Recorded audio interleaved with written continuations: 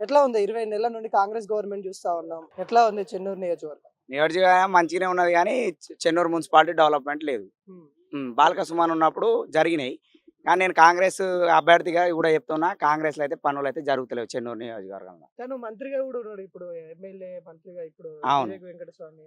మంత్రి ఉన్నారు గానీ, ఆయన పెడుతున్నాడు గానీ, చెన్నూరులో చేసేవాళ్ళు ఎవరు లేరు అభివృద్ధి. ఆయనకి కరెక్ట్‌గా చెప్పే గైడ్‌లైన్స్ వాళ్ళు కరెక్టోళ్ళు లేక హ్మ్. మొత్తం ఇట్లా జరుగుతుంది ఇట్లా మొత్తం. ప్రజలకి ఏమన్నా ఇబ్బంది ఉంటే వస్తారా? ఏమన్నా ఇబ్బంది ఉన్నా ఇబ్బంది గాని? ఉంటే వస్తున్నారు. అట్లేం లేదు. ఇబ్బంది ఉంటే అందరూ ఆదుకుంటున్నారు. అందరూ వస్తున్నారు, చేస్తున్నారు గానీ, ఏందంటే కొద్దిగా చిన్న చిన్న పనులు గూడా జరిగితే మంచిగుంటదని జెప్పి మేము అట్లా అనుకుంటున్నాం. కేసీఆర్ ఉన్నప్పుడు మంచిగుందా? ఇప్పుడు రేవంత్ రెడ్డి వచ్చినాక మంచిగుందా? రేవంత్ రెడ్డి వచ్చిన తర్వాత మంచిగానే ఉన్నాయి. ఫ్రీ బస్ అని జెప్పి, మన స్కాలర్‌షిప్స్ అని జెప్పి అప్పుడున్నది, ఇప్పుడున్నాయి. హ్మ్. కానీ కొద్దిగా ఇంకా డెవలప్‌మెంట్ గావాలని జెప్పి కోరుకుంటున్నాం.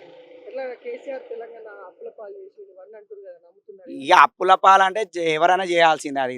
కాంగ్రెసోళ్ళు జేయాల్సిందే, బీజేపీవోళ్ళు జేయాల్సిందే, ప్రతి పార్టోళ్ళు జేయాల్సిందే. హ్మ్. చేయకుంటే అయితే నడవదు గదా! ఇట్లా కాళేశ్వరం ప్రాజెక్ట్ మీద చాలా డబ్బులు తిన్నారు అనేది కూడా వాదనలొస్తున్నాయి ఇగ కదా! అది ఉంది. ఈ ప్రాజెక్ట్‌లో అయితే డ్యామేజ్ అయినాయి, జరిగినాయి అయితే వాస్తవంగా ఉన్నాయి, జరిగినాయి. హ్మ్. దాన్ని రిపేర్ చేసుకొని దాన్ని నడిపించుకుంటే ఇంకా బాగుంటదని జెప్పి అదొకటి. హ్మ్.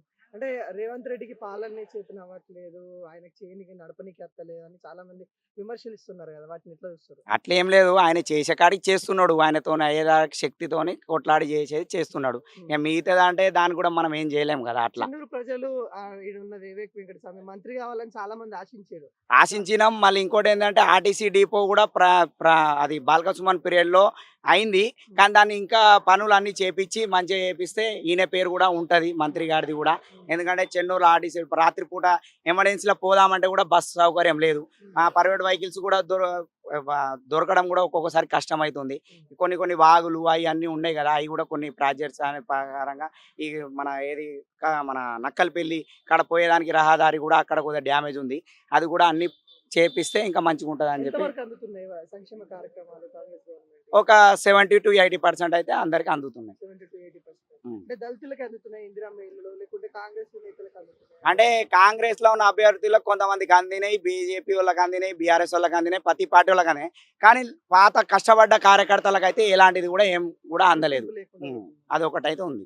అంటే మార్పు అని తెచ్చుకున్నాం కదా కాంగ్రెస్ గవర్నమెంట్‌ని. ఆ మార్పు అనేది కనిపిస్తుందా మన మార్పు ఏరియాలో? అంటే ఒక 50-60% అయితే మార్పయితే జరిగింది. ఇంకా ఉంది గదా! ఇంకా 2, 3 ఇయర్స్ ఉంది గదా! హ్మ్. లాస్ట్ వరకు గూడా మారొచ్చు గదా! హ్మ్. అట్లా. అంటే సర్పంచులు లేరు ఊళ్ళల్లో. ఘోరంగా ఉంది పరిస్థితి. ఎట్లా ఉంది అంటే మీరు చుట్టుపక్కల ఊర్లకెళ్ళినప్పుడు గాని, ఏమని చెప్తుర్రు సర్పంచులు లేక పనులయితున్నాయి ఎట్లా ఉన్నాయండి? సర్పంచ్ లేకుంటా అంటే పీరియడ్ అయిపోయింది. ఆళ్ళ పీరియడ్ అయిపోయిన తర్వాత ఎలక్షన్స్ రాలే. హ్మ్. ఎలక్షన్స్ వస్తే ఇంకా మార్పు జరుగుతది. వాడలలో రోడ్స్ గాని, డ్రైనేజెస్ గాని అన్నీ జరుగుతాయని జెప్పి ఆళ్ళు గూడా కోరుకున్నారు.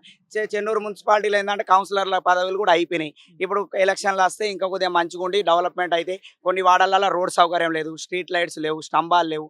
ఇట్లా అన్నీ ఉన్నాయి.